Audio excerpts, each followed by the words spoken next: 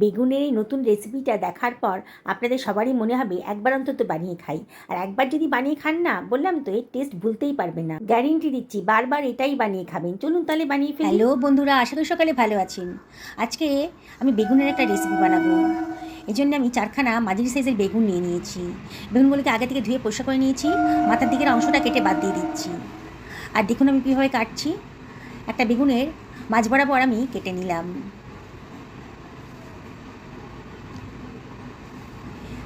আবারও এটাকে দুভাগ করে আবারও সাইড দিয়ে আমি কেটে নিচ্ছি, বোটা সহ কাটবো।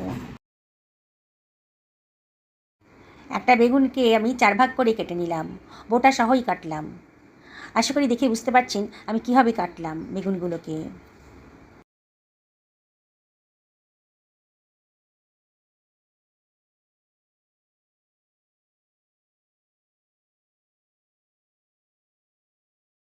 একটা পাত্রের ভেতর বেগুনের টুকরোগুলো আমি দিয়ে দিয়েছি, আর এর ভেতরে দিয়ে দিলাম জল। আর এর ভেতরে আমি দিয়ে দিচ্ছি 1 টেবিল চামচ মতো লবণ। লবণ জলে ভিজিয়ে রাখলে পরে বেগুনের ভেতর যে কষটা থাকে সেটা চলে যাবে। রেসিপিটা খুবই টেস্টি হবে। আমি এখানে 4খানা পেঁয়াজ নিয়ে নিয়েছি, মাঝারি সাইজের পেঁয়াজ। এই রান্নাতে পেঁয়াজের পরিমাণটা একটু বেশিই লাগবে। পেঁয়াজের খোসাগুলো আমি কেটে বাদ দিয়ে দিচ্ছি। পেঁয়াজটাকে এবার আমি কুচি কুচি করে কেটে নিচ্ছি। সমস্ত পেঁয়াজটাকে আমার কাটা হয়ে গেছে। অন্য একটা জায়গায় ওইগুলোকে সরিয়ে রাখছি। কতগুলো রসুন কোয়া নিয়ে নিয়েছি, এগুলোকে আমি কুচি কুচি করে কেটে নেব। যারা বেগুন খেতে পছন্দ করেন না তারাও কিন্তু এই রেসিপিটা দিলে পারে চেটেপুটে খেয়ে নেবে। 1 ইঞ্চি পরিমাণ আদাও কুচি কুচি করে কেটে নিলাম, সরিয়ে রাখছি।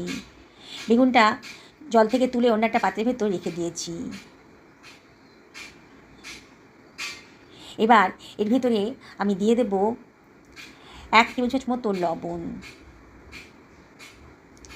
আর এর ভেতর দিয়ে দিচ্ছি 1/2 টেবিল চামচ মতো হলুদের গুঁড়ো, 1/4 টেবিল চামচ মতো লঙ্কার গুঁড়ো এর ভেতরে দিয়ে দিলাম। আর দিয়ে দিচ্ছি বেসন। এখানে আমি 1 টেবিল চামচ মতো বেসন দিয়ে দিলাম। এবার সব কিছু বেগুনের সাথে খুব ভালো করে মিশিয়ে নেব। প্রতিটা বেগুনের পিসকে ধরে ধরে মশলার সাথে ভালো করে মাখিয়ে নিতে হবে, তাহলে কিন্তু রেসিপিটা খুব টেস্টি হবে। দেখুন সমস্ত মশলার সাথে বেগুনগুলোকে মাখানো হয়ে গেছে, সরিয়ে রাখলাম। একটা কড়াই নিয়ে নিয়েছি, যে কড়াইতে আমি রান্না করব। এর ভেতরে দিয়ে দিচ্ছি কুচনো পেঁয়াজটা, কুচনো রসুনটাও দিয়ে দিলাম, আদা কুচিটাও দিয়ে দিলাম। আর দিয়ে দিচ্ছি 1/2 টেবিল চামচ মতো লবণ, 1/2 টেবিল চামচ মতো হলুদের গুঁড়ো দিলাম, 1/2 টেবিল চামচ মতো ধনের গুঁড়ো দিলাম, 1/2 টেবিল চামচ মতো জিরের গুঁড়োও দিলাম, 1/2 টেবিল চামচ মতো লঙ্কার গুঁড়ো দিলাম। আর দিয়ে দিচ্ছি 2 টেবিল চামচ মতো সর্ষের তেল। এবার হাত দিয়ে খুব ভালো করে মিশিয়ে নেব। পেঁয়াজ রসুন সমস্ত মশলার সাথে ভালো করে মিশিয়ে নিচ্ছি। পেঁয়াজের গাতে কিন্তু জল বেরোতে শুরু করে দিয়েছে। খুব ভালো করে মাখানো হয়ে গেছে, এটাকে আমি সরিয়ে রাখছি। আমি এখানে টমেটোটা কাটতে ভুলে গেছিলাম।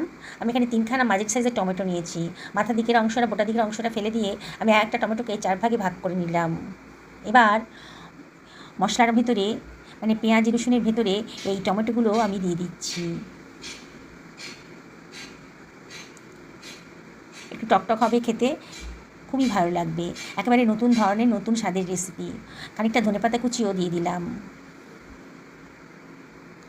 এবার এটাকে আমি গ্যাস ওভেনে বসিয়ে দেবো। কতগুলো চেরা কাঁচা লঙ্কাও দিয়ে দিলাম, দারুণ সুন্দর একটা ফ্লেভার আসবে। গ্যাস ওভেনে বসিয়ে দিয়েছি, গ্যাসটাকেও আমি জ্বালিয়ে দিলাম। এবার এটাকে মিনিট 2 হাই ফ্লেমে রান্না করে নেব। 2 মিনিট বাদে একটু নাড়াচাড়া করে দিচ্ছি। অনবরত কিন্তু নাড়তে হবে। টমেটোর গা থেকে আর পেঁয়াজের গা থেকে যে জল বেরোবে তাতেই কিন্তু মশলাটা ভাজা হয়ে যাবে। এবার ঢাকা দিয়ে মিনিট 3 মিডিয়াম টু লো ফ্লেমে রান্না করে নেব। ঢাকা তুলে আবারও একটু নাড়াচাড়া করে দিচ্ছি। এবারে আমি এর ভিতরে দিয়ে দিচ্ছি 2 টেবিল চামচ মতো জল, যাতে পোড়া না লেগে যায়। দিয়ে আবারও হাই ফ্লেমে মশলাটাকে ভালো করে কষিয়ে নিচ্ছি। একেবারে নতুন ধরনের নতুন স্বাদের রেসিপি আজকে তৈরি হতে চলেছে। আবারও ঢাকা দিয়ে এটাকে একেবারে লো ফ্লেমে রান্না করতে দেবো। আমি একটা ফ্রাই প্যান বসিয়ে দিয়েছি। ফ্রাই প্যানের ভেতর দিয়ে দিচ্ছি 1.5 টেবিল চামচ মতো সর্ষের তেল। তেলটা যখন গরম হয়ে গেছে তখন ম্যারিনেট করা বেগুন আমি এর ভেতরে দিয়ে দিচ্ছি। বুঝতেই পারছেন বেগুনগুলো একটু ভেজে নেব। একবারে সমস্ত বেগুন ভাজতে পারবো না, ব্যাচে ব্যাচে ভাজতে হবে। বললাম তো বন্ধুরা, একবার না খেলে আপনারা বুঝতে পারবেন না যে টেস্টটা কতটা মারাত্মক টেস্টে। একটা চিমটার সাহায্যে বেগুনগুলোকে এপিট ওপিট করে ভালো করে উল্টে পাল্টে ভেজে নেব। যেসব বন্ধুরা রেসিপিটা দেখছেন অথচ এখন আমাকে সাবস্ক্রাইব করেননি, ওদের কাছে আমি একান্ত রিকোয়েস্ট করছি আমার চ্যানেলটা সাবস্ক্রাইব করবেন। পাশে থাকা বেল আইকনটা অবশ্যই ক্লিক করে দেবেন, তাহলে আমার রান্নার নোটিফিকেশানটা আপনারা চটজলদি পেয়ে যাবেন। আর যেসব বন্ধুরা ফেসবুক থেকে রেসিপিটা দেখছেন তাদেরকে আমি রিকোয়েস্ট করবো আমার পেজটা ফলো করার জন্যে। বাকি ব্যাচের বেগুনগুলোকেও একইভাবে আমি ভেজে নেব। খুব কড়া করে ভাজবো না, একটু লালচে লালচে করে কালার এসে গেলে বেগুনের গায়ে তাহলেই ভাজা হয়ে যাবে। আবারও আগের মতন আমি বেগুনগুলোকে দিয়ে আবারও চিমটার সাহায্যে পিট করে ভালো করে ভেজে নিচ্ছি। দেখুন হয়ে গেছে, সমস্ত বেগুনগুলো আমার ভাজা হয়ে গেল। এগুলোকে আমি সরিয়ে রাখছি। ঢাকা দিয়ে পেঁয়াজটা কষাতে দিয়েছিলাম, মিনিট 2 হয়ে গেছে। আবারও একটু নাড়াচাড়া করে দিচ্ছি ঢাকাটা খুলে। গ্যাসের ফ্লেমটা একেবারে লোতে করে দিয়েছি।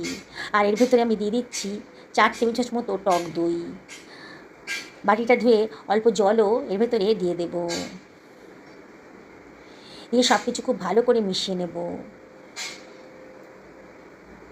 একবার যদি খান না বারে বারে কিন্তু এই বেগুনের রেসিপিটা আপনাদের খেতে ইচ্ছে করবে। 1 টেবিল চামচ মতো চিনি দিয়ে দিলাম।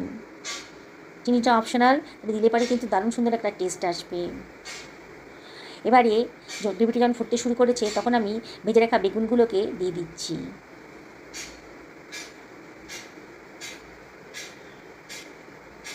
বললাম তো বন্ধুরা, যারা বেগুন খেতে পছন্দ করেন না এই রেসিপিটা তাদেরকে একবার দিয়ে দেখুন, চেটে পুটে খাবে আর বারে বারে রিকোয়েস্ট করবে আবার বানিয়ে দেওয়ার জন্যে। সমস্ত বেগুনগুলোকেই আমি গ্রেভিটার উপর দিয়ে দিলাম। আলতো হাতে একটু নাড়াচাড়া করে নিতে হবে, বেগুন খুব নরম, ভেঙে যেতে পারে। সাইড দিয়ে আলতো হাতে একটু নাড়াচাড়া করে দিচ্ছি।